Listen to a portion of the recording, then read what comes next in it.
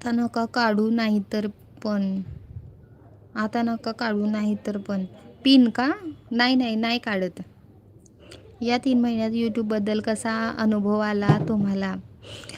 मला अनुभव ना एक कळालं मला की जेवढं चांगलं आहे यूट्यूब तेवढं वाईट पण आहे.